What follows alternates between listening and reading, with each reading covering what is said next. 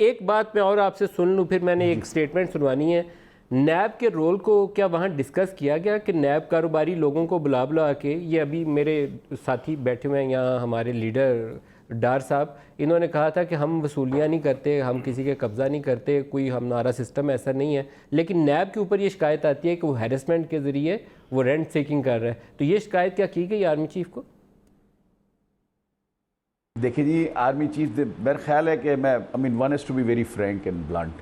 بات یہ کہ میٹنگ شروع جب ہوئی تو سب سے پہلے جس شخص کو دعوت دی گئی اس نے کہا جی میں کل ایک شہر کا انہوں نے نام لیا، میں کل وہاں لنچ لے رہا تھا تو ایک دوسرے بڑے ٹائکون جو ہے وہ بھی اسی شہر میں تھے، میں نے ان کو بھی بلا لیا. تو انہوں نے مجھ سے کہا کہ جی مجھے مبارکباد دیں، مجھے نیب کا ایک اور نوٹس آ گیا. تو یہ یہاں سے جو نا اب اگر انہوں نے کہا صاحب اگر یہ نیب کی نوٹسیں آئیں گی تو ایک ایکسپورٹ یا یہ آپ جس کی بات کر رہے ہیں وہ کیسے ہوگا.